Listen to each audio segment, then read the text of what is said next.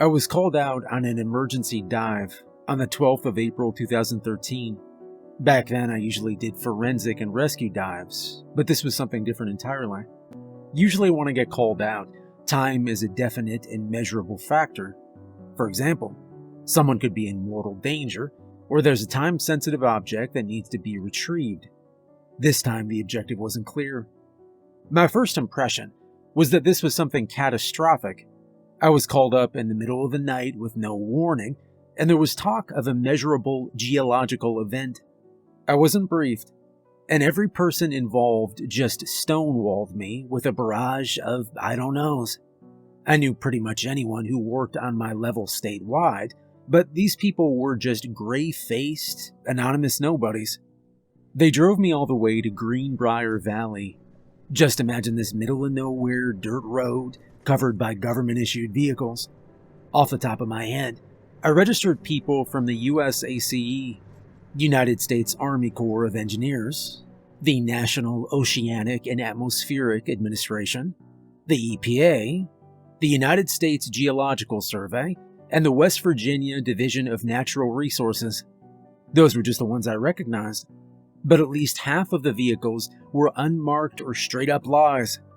I swear, one of them claimed to be a damn catering business. I was pushed through a crowd of people. Some were screaming at their phones. Others were screaming at one another. There was this one red-faced middle-aged man almost crying with frustration at a young woman. He kept waving his papers at her, and all she did was nod and smile. Somewhere along the line, people started asking me questions. What's the ETA on your prep? Did you bring your own gear? Are you signed in? Where's the sign-in? There were other people I'd worked with on site. There was Garrett, who just turned 44, and Nora. I'd worked with Nora on a couple of rescue dives, but nothing on this scale. There were a few faces in the crowd that I vaguely recognized, but Garrett and Nora stood out. They were already suiting up. They were preparing for a cold dive and checking their equipment. I had some papers shoved in my hands. As I signed in, I could see a bubble of people forming around one of the USACE representatives and an older woman in a professional pantsuit. "You've got 12 hours, said the woman in the pantsuit. "Not a second longer. This is private property." Garrett waved me over, and I sat down on a log next to him. I started to dress down.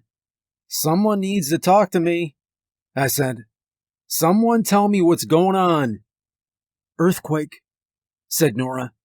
"Not a big one, but yeah." "The hell does this have to do with an earthquake?" I asked. "It's the lake," said Garrett. "You'll see." Still putting on my gear, we were pushed forward. They took me by the arm and forced me on, drowning me in questions along the way. When we finally stepped through a forest clearing, what was supposed to be a small lake opened up on us. Except, it wasn't a lake anymore.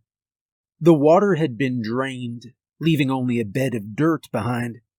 Hundreds of seagulls picking at dying fish in a cacophony of screeches. Men in hazmat suits were trying to chase them off, but only ended up slipping back and forth on the mud. In the middle of the drained lake was a hole, about 6 by 4 feet. It was the only space that still retained water. There were tables set up around it, along with security tape and red flags. About a dozen people spread out around a dozen laptops, making calculations and checking measurements. An anonymous woman popped up next to us, pushing us forward. I could sense the warmth of the sun on the horizon, about an hour from dawn. "We're doing a blind dive," she said. "We need you to be in constant communication with us about anything you see. You'll be going in within the hour."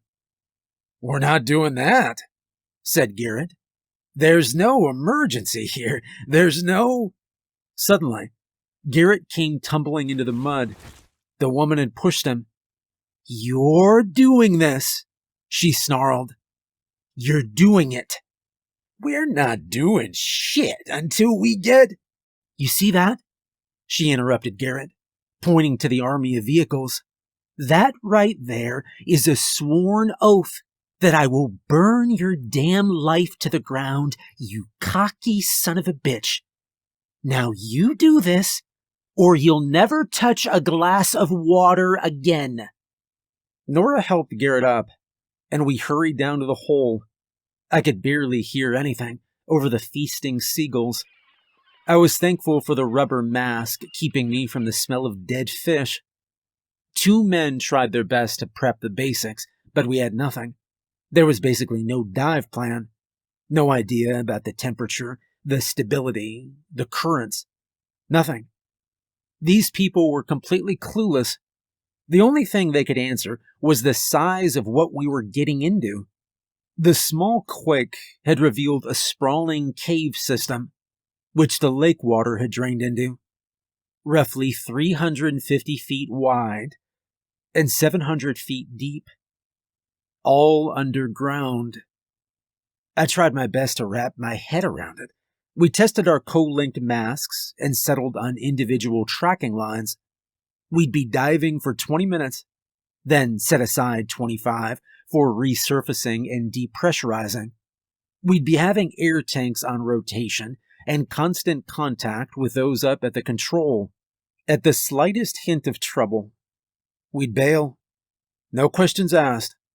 There was no way we'd go in blind for any longer than that.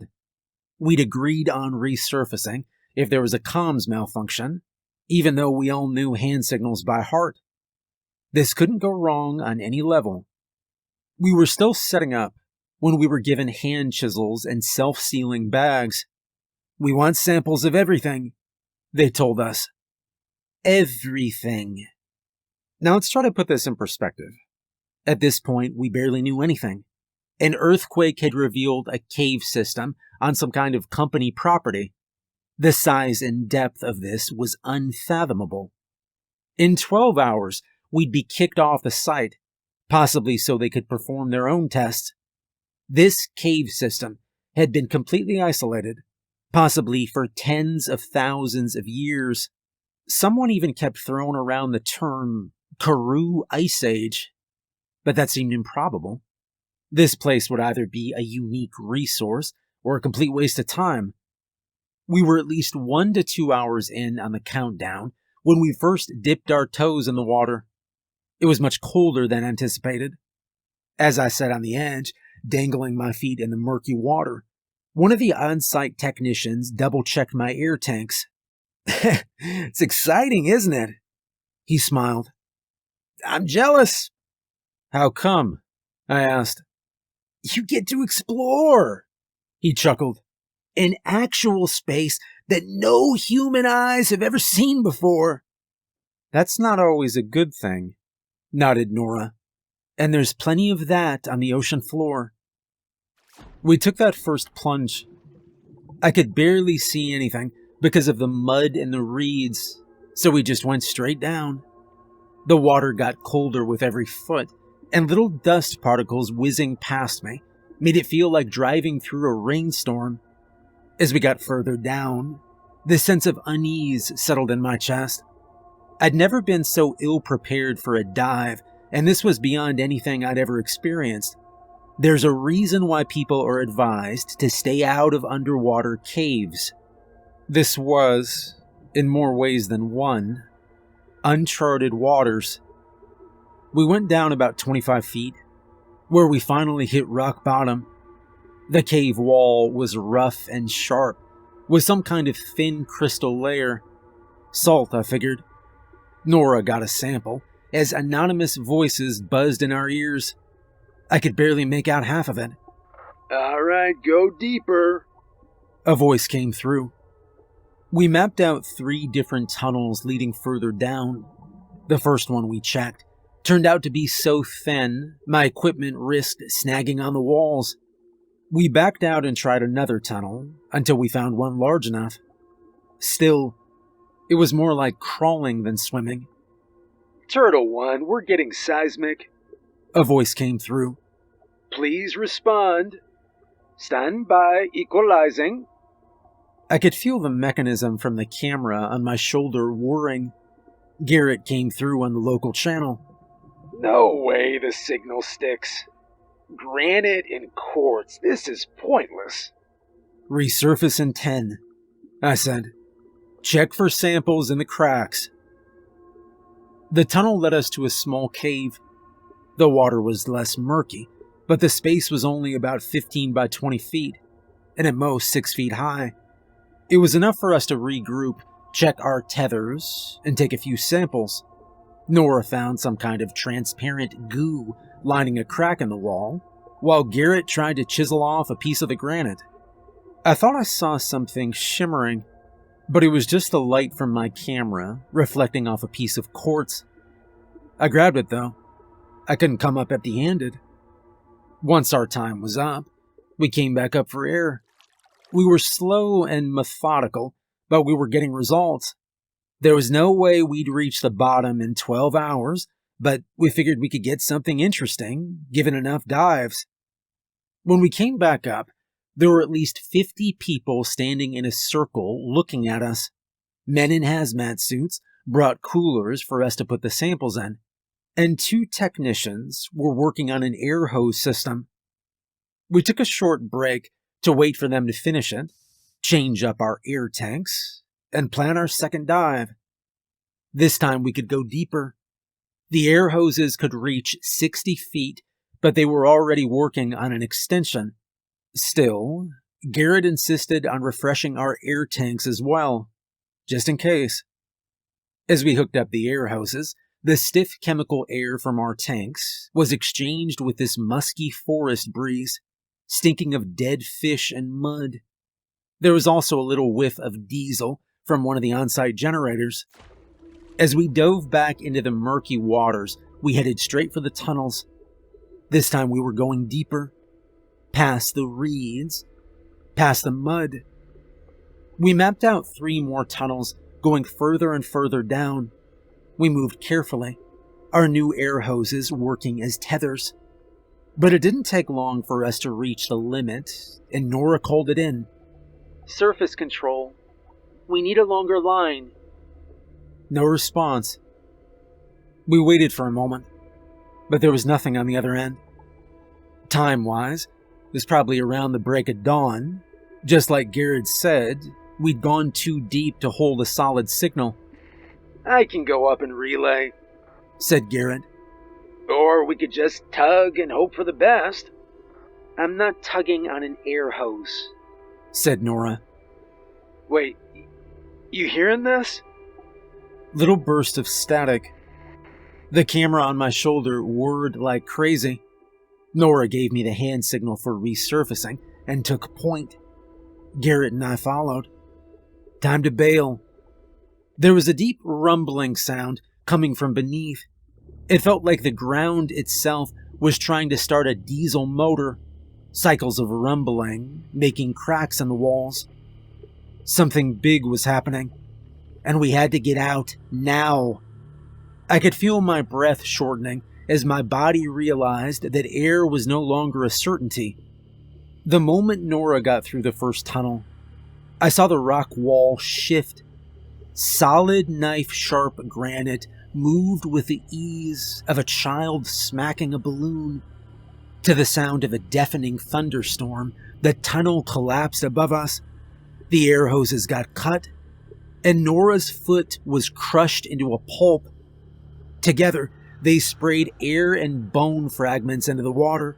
As the sound of our collapsing world got loud enough to rattle my bones, parts of a blood-curdling screech came through our comms.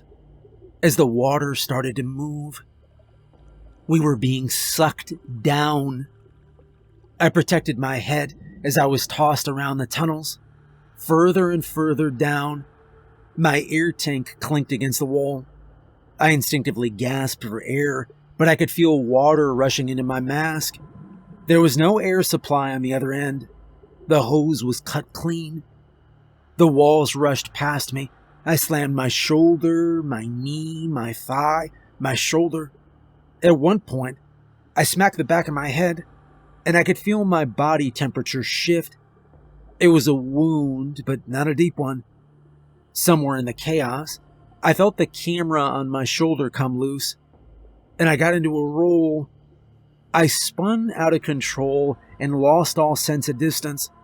It wasn't just a few seconds of suction either, it was a significant amount of time. My world spun and bashed me into the rocks over and over and over. I could feel blood leaving my body, and I was getting cold. Colder and colder, but I couldn't tell if it was blood loss or the water. The word disoriented doesn't begin to describe it. At some point, it just stopped.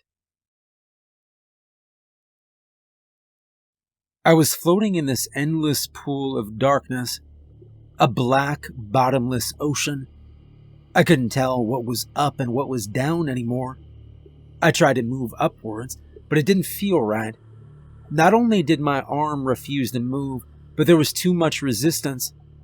It took me a few seconds to realize I was trying to swim downwards. I was upside down. There was water pooling in my mask. I could feel it just under my mouth.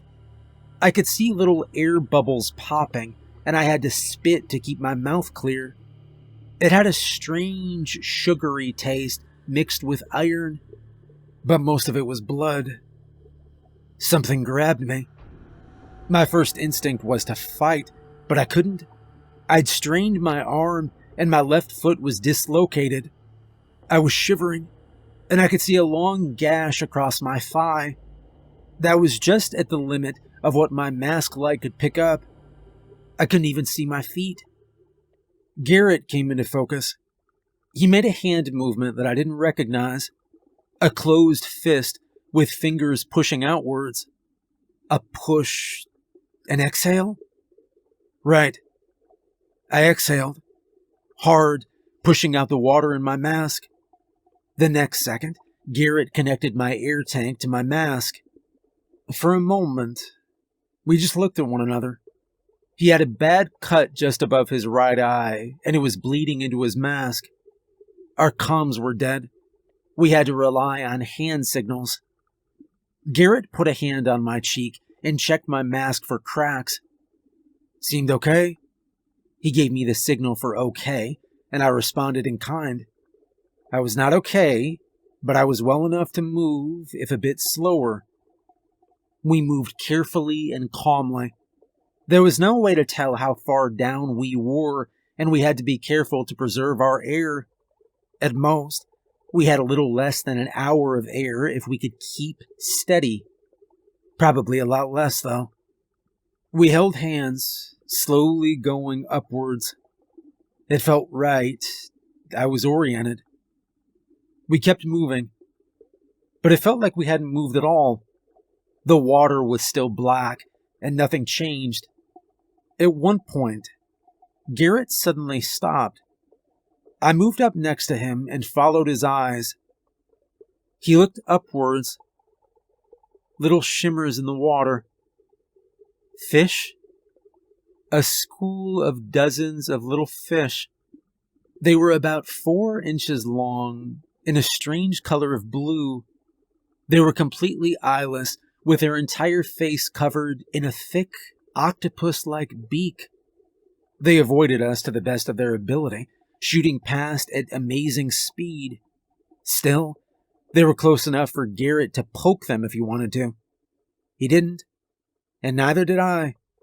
Whatever these were, they were native to the area. They could be venomous. Garrett tightened his grip on my hand, and we kept moving upwards. After 10 minutes of going in a straight line, we came to a full stop. A solid rock ceiling. Just a wall, without the hint of an opening or tunnel. It occurred to me that we might have come down horizontally through a side passage. If that was the case, we were doing the human equivalent of a fly buzzing through a window trying to get out. We looked around, but the ceiling was almost completely flat. There was no telling where we ought to go. Still, I had to try and keep calm. Panicking would kill us faster. But even with this seemingly endless large space, I'd never felt so trapped in my entire life. I held my breath, trying to slow the shivers. Garrett reached for his chisel. Poking at the wall, he managed to dislodge a few kernels of granite.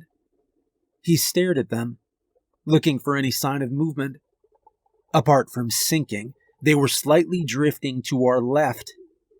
Of course, there was a current.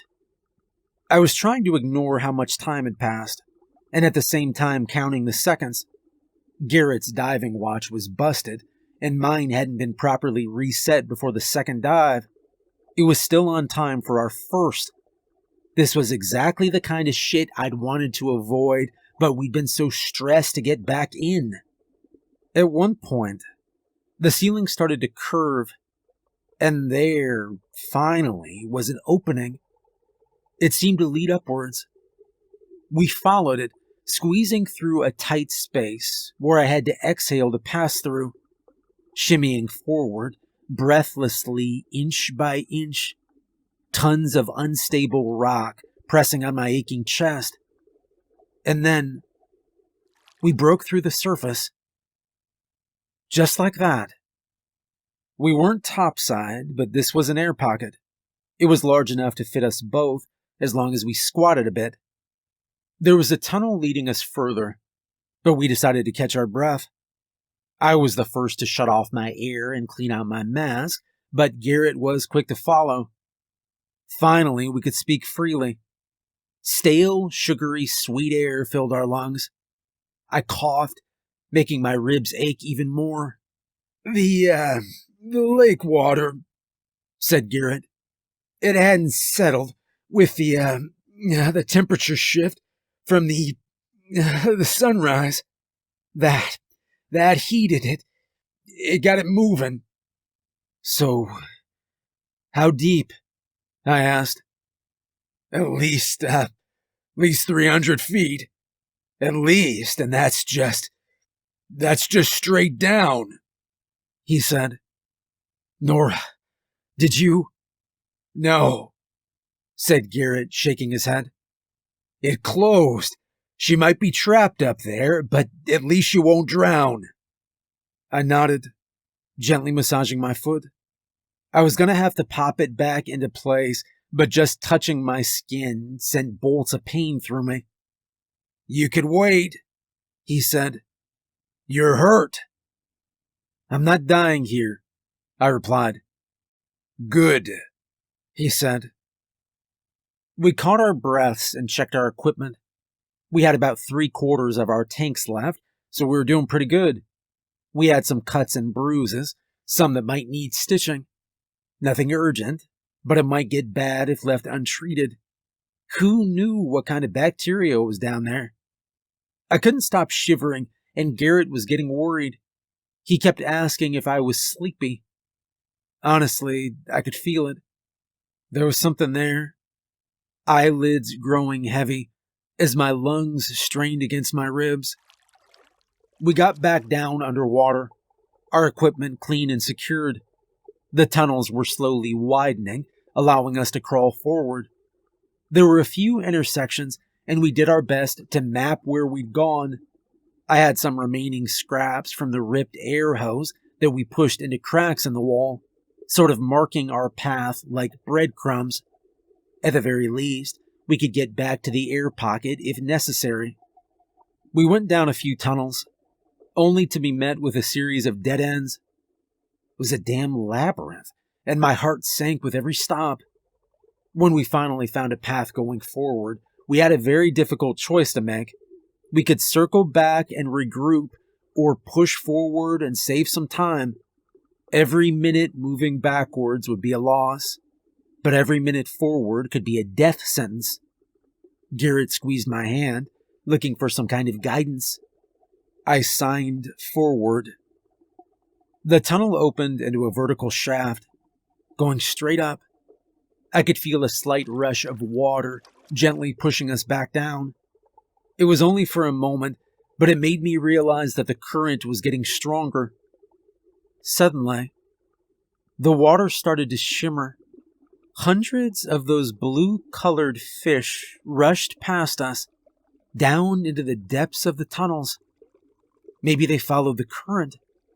Either way, they had to come from somewhere. So we pushed forward. Garrett squeezed my hand in celebration. There was another set of tunnels in the ceiling, branching into several paths. They all looked deep enough to lead somewhere, so we just picked one at random. I couldn't mark our path any further. I had nothing left to leave behind. We kept going upwards until Garrett suddenly stopped. There was something shimmering in the tunnel ahead, some kind of gemstone or quartz. They reflected the lights off our masks. Another dead end. Eyes? These orbs, predatory and unfeeling. It came out of the dark. It had these long, bone-like arms. It didn't swim. It crawled along the rocky walls. It was fast enough to catch those little blue fish. It was large, but that didn't slow it down. It could barely squeeze through the tunnel, while Garrett and I could move freely. We were never meant to meet that thing. Never. To this day, I can't look down dark corridors. I imagine those arms reaching out for me. I ignored every safety precaution I've ever known. I rushed, I huffed, I screamed, I crawled, I kicked, and I forced myself back down as fast as humanly possible. I didn't care about the searing pain in my foot. I just kept going. All I could feel was the water moving behind me, as every sudden movement transferred into waves pushing against my aching limbs. But I didn't care. At that moment, I didn't care about anything but getting away. At the mouth of the tunnel, I turned around for a brief second, only to see Garrett's wide eyes staring back at me. In that moment, I could tell what he was thinking. He realized he was about to die. Long fingers wrapped around him as his right arm was ripped from his socket. I could feel the snap reverberating through the tunnel. Vibrations from his death screams reached me, but all I could hear was my own panicked breathing. I remember flashes of shimmering blue as I fled down tunnel after tunnel. I didn't see a single marker. There was another air pocket, but I just kept pushing forward. I had no idea where I was, but I could feel those dark eyes looking for me, arms reaching for me. The air in my tank started to feel strange, warm, panicked. I kept going forward. I finally came to another air pocket, and I tore my mask off and shut the air tank. Everything tasted bloody and salty, and it was just this small space, just big enough for my head to fit in if it tilted just right. The light on my mask was dying. It started to flicker. If I held it at the right angle, it was fine, but it was just a matter of time. I stayed there for at least 10 minutes, just trying to breathe. I was lost and freezing.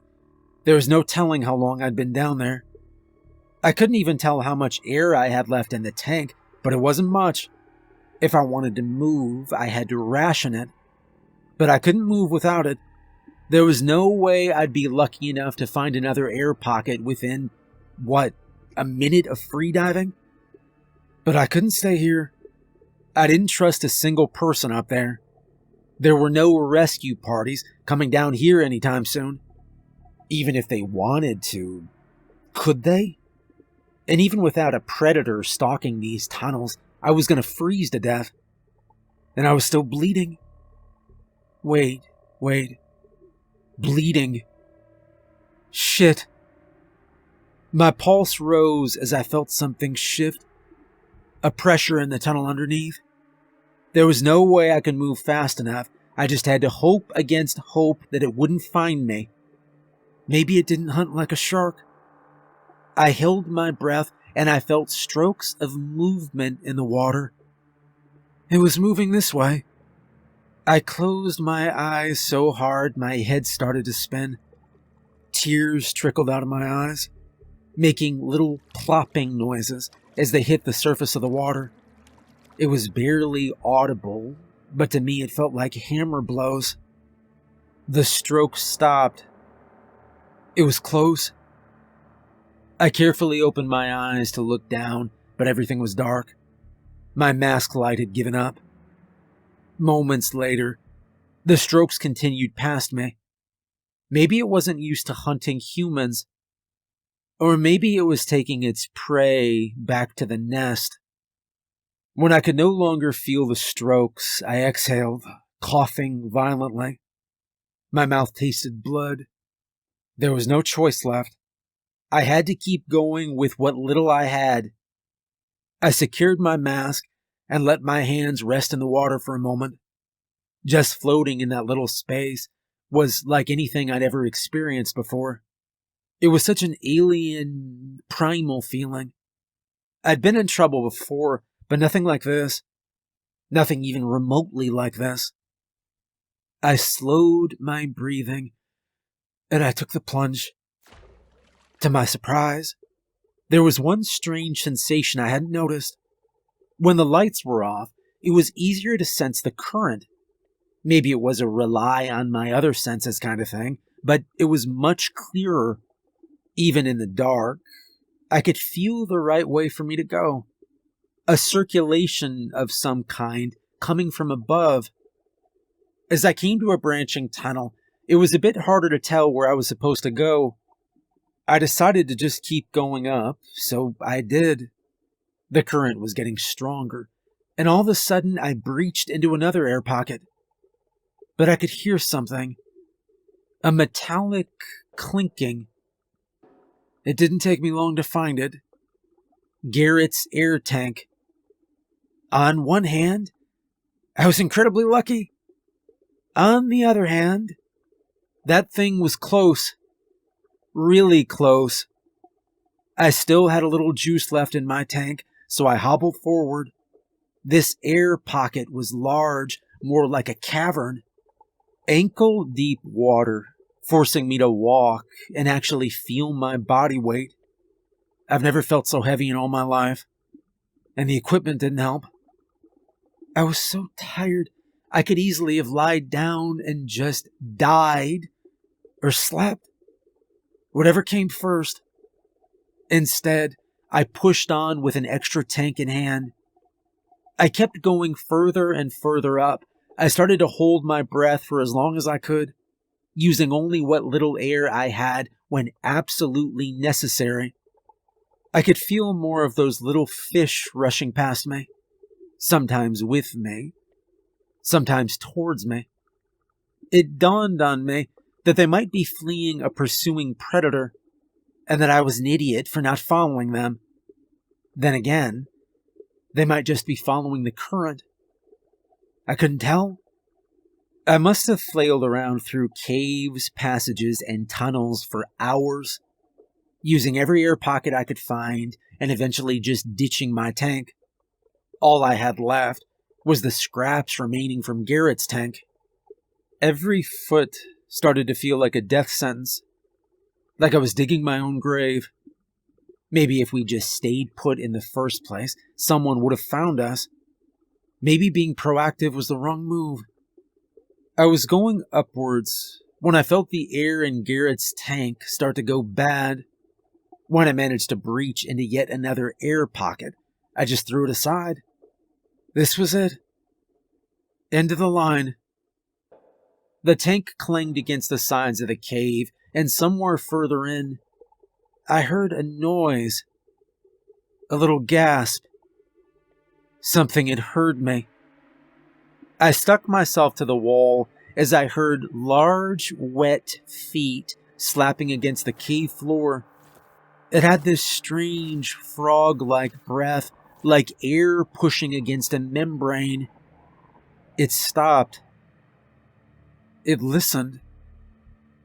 Blood dripped from my arm and plopped against the water. Luckily, it didn't hear me or care. Instead, I heard a bone snap like a carrot, then the sound of gnawing and suckling.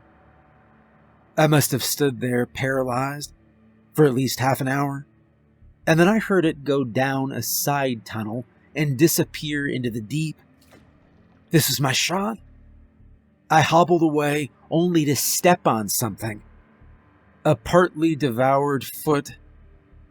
From that point on, it was just systematic and careful plunges. Follow the current for 30 seconds, and if I couldn't feel a way forward, I turned back, caught my breath, and tried a different path. I was still holding my breath so much that my chest had started to ache more than my foot. Still, I was making progress. Finally, I came to this large vertical chute. I felt a rush going upwards. There had to be something. I held my breath for as long as I could, waiting for the surface, for an air pocket. But this time there was nothing. Dead end. I just slammed into a smooth surface, knocking myself over the head. A part of me wanted to scream so bad that air pushed out of my lungs. But the surface was smooth. Unnaturally so. Almost metallic. I pounded it with my fist. It was thin, but heavy. Definitely metallic. But with every pounding fist, I could feel something else move. Something was coming from below. It found me. It started with a tickle against my good leg. These little fingers tenderly wrapping themselves around my ankle, ready to pull me down. I didn't let it. I kicked, I crawled, I pushed myself upwards, and I pounded the metal. A cramp in my arm forced me to scream. Something grabbed me from below, pulling me down at least 4 feet before I managed to kick myself loose. Gaining momentum, I flung myself upward, again crashing into the metal surface. But this time, it buckled. Just an inch, but it buckled. And suddenly there was light. Air. And whatever reached for me recoiled in fear. 4 men had moved what looked like a makeshift manhole cover out of the way. And they pulled me up. I didn't even notice I was breathing. I just forced air into my lungs so I could keep screaming and screaming. Turns out, Nora made it to the surface. She'd lost a foot, but she'd made it. She'd been airlifted out, and the entry was sealed. They tried to get another diving team, but there was no one else around. If they'd had more time, they'd have flown out another crew of 4 from Minnesota. I was down there for a total of 9 hours and 37 minutes. I had to sign a contract not to speak about this for 10 years. That time is up. And now I'm telling you what I know. Garrett died down there, and Nora was permanently maimed. I like to consider myself lucky, but I didn't come out from this unscathed either. I don't want to go into detail, but there are some wounds that aren't as easily seen as a missing foot. That space was bought by this investment company called Hatchet. I'm pretty sure they're still operating there today. I've seen the chain-linked fences and the warning signs, not to mention the armed guards. I've since moved on from diving. I can barely swim in a pool anymore. And honestly, I'm fine with that.